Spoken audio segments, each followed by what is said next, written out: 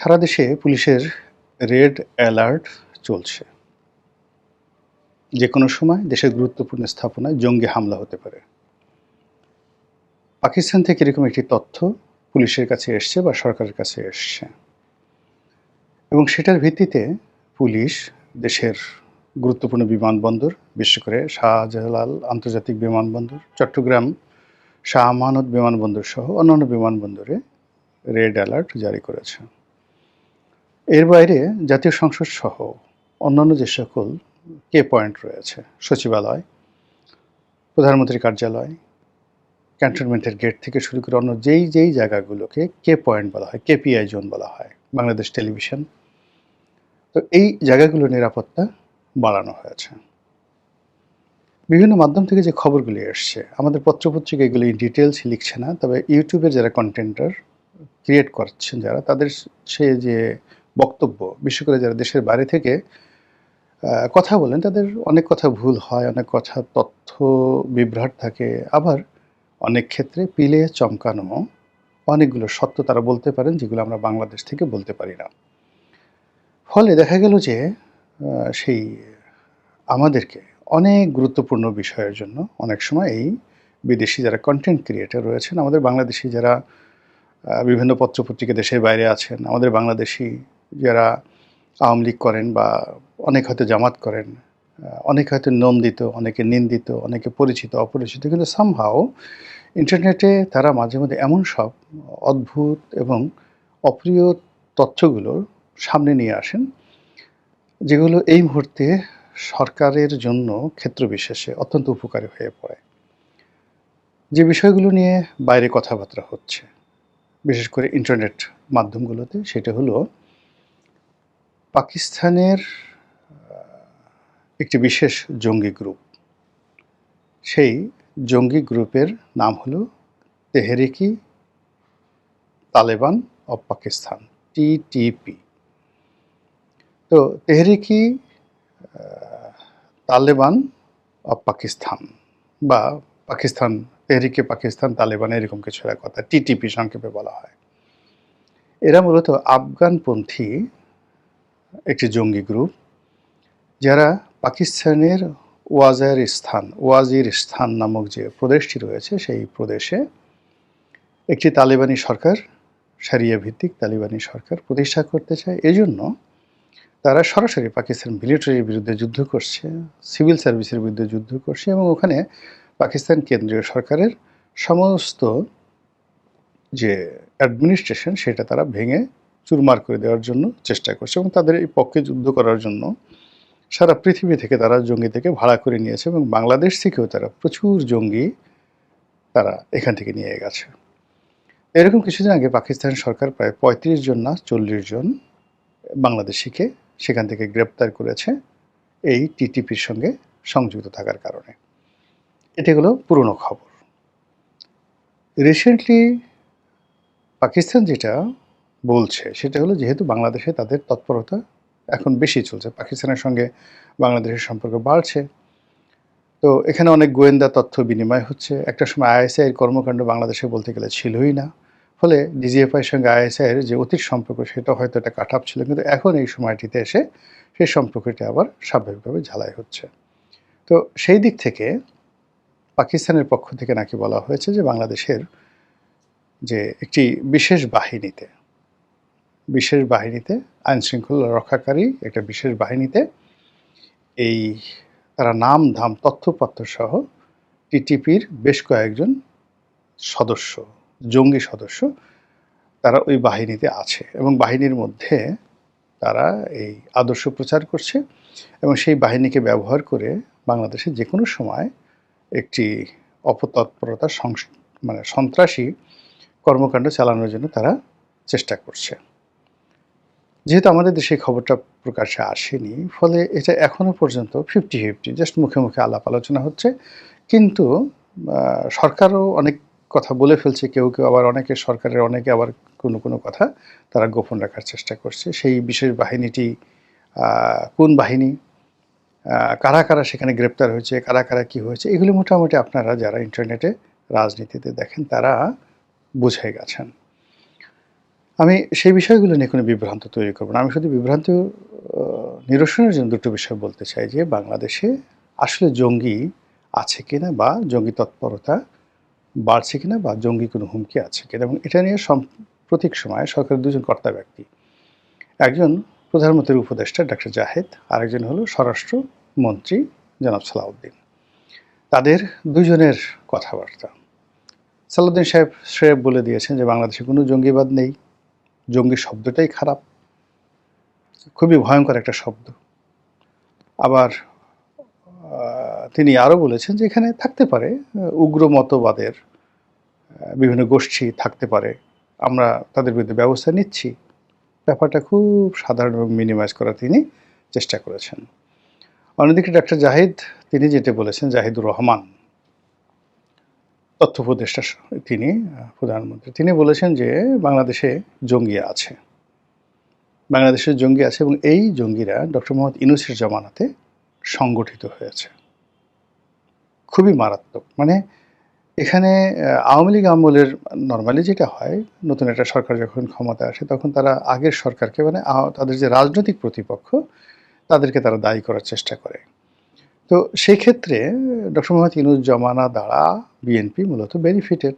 ফলে সে যদি দায়ী করতে হয়, বলবে সবই আওয়ামী লীগের সৃষ্টি, তারা এই কাজগুলো করে গেছে। এগুলো না করে ডক্টর জাহিদুর রহমান যেটা বলেছেন সেটা হলো ইউনূসের জামানাতে এই জঙ্গি গ্রুপগুলো একত্র হয়েছে, ইউনাইটেড হয়েছে, শক্তি অর্জন করেছে।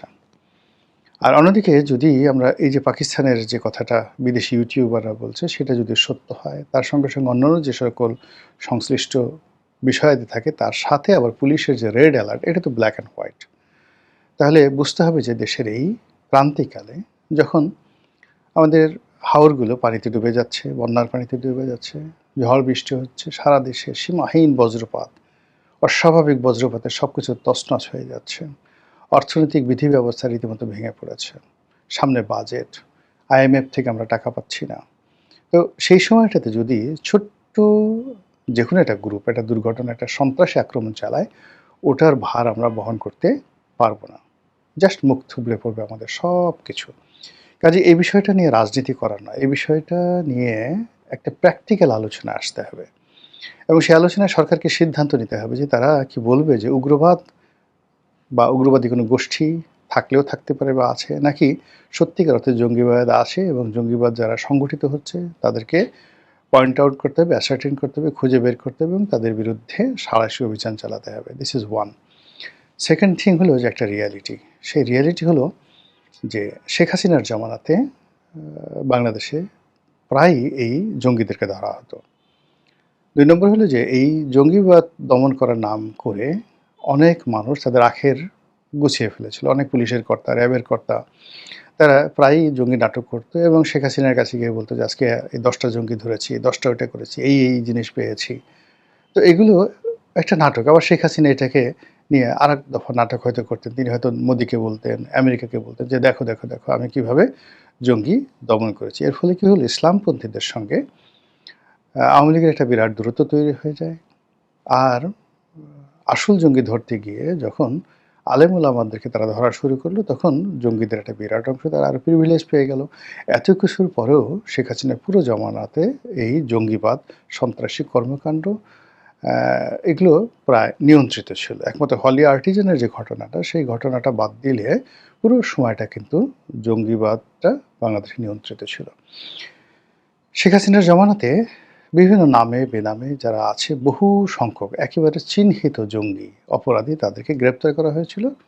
বলা হয়ে থাকে যে ইউনূস সাহেব যেদিন ক্ষমতা গ্রহণ করেছেন সেই দিন সুযোগ পেয়ে কেউ বের হয়ে গেছেন, অনেকে বের হয়ে অস্ত্রশস্ত্র লুটপাট করেছেন, অনেকে বের হয়ে তার পুরনো পেশাতে ফিরে গেছেন, আবার অনেকে মামলা মোকদ্দমার যে স্বাভাবিক প্রক্রিয়া সেখানে জামিন নিয়ে বের হয়েছেন। হোয়াট এভার মেবি, তারা বের হয়েছে।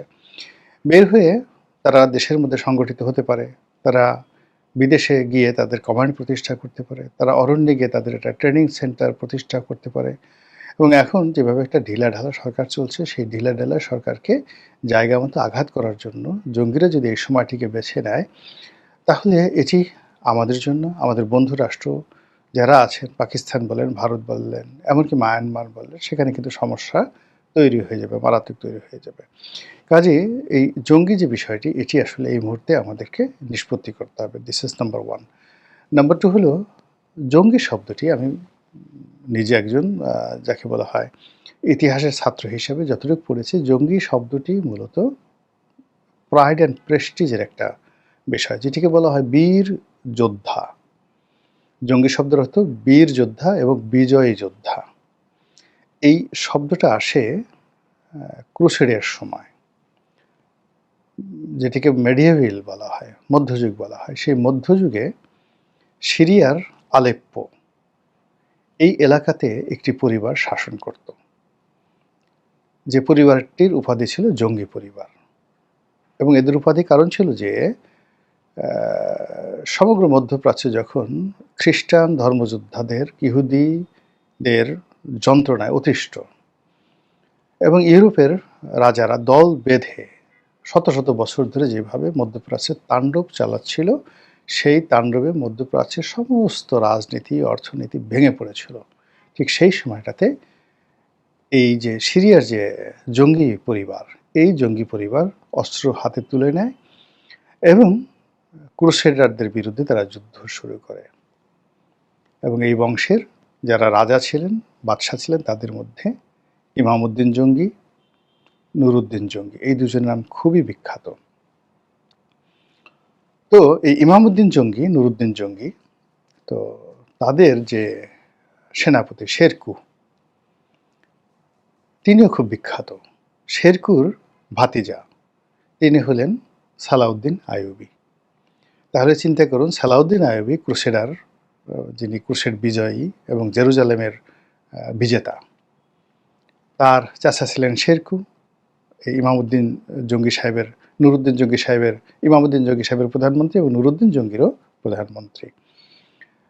তো সেই জঙ্গি শব্দটি আমরা ব্যবহার করছি নেতিবাচক অর্থে। তো সেই দিক থেকে উগ্রবাদ শব্দটি আরও মারাত্মক।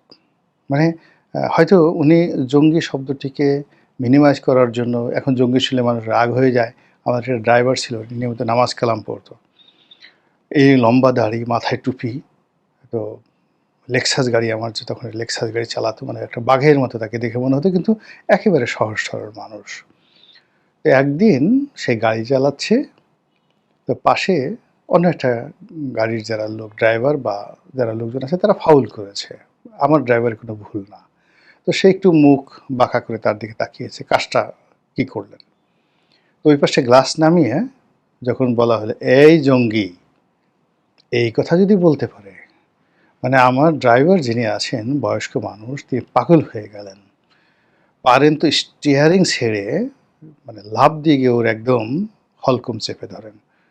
তা আমি তাকে বললাম যে আমার ড্রাইভারকে, আমার বাচ্চারা মামা মামা ডাকতেন, মামু মামু ডাকতেন। তো সবাই বলতেছে, মামা আপনি তো জীবনে 7 বছর আমাদের সঙ্গে আছেন, কোনোদিন এরকম কাজ করে নাই, স্টপ। আবার আমিও গাড়িতে বসেছিলাম, আমি ধমক দিলাম তাকে।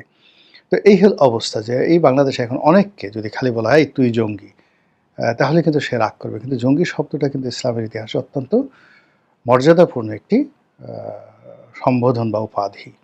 তো সেই তুলনায় যদি আপনি উগ্র ধরেন, উগ্র শব্দ, উগ্রতার সঙ্গে আপনি যে কোনো মন্দ জিনিস জোগাড় মানে মানে সংযোগ ঘটাতে পারেন। একজন মানুষ যখন উগ্র হয়ে যায়, তখন তার বুদ্ধি থাকে না, বিবেক থাকে না, তার বিবেচনা শক্তি থাকে না। একজন মানুষ যখন উগ্র হয়ে যায়, তখন সে আপন পর কাউকে বোঝে না।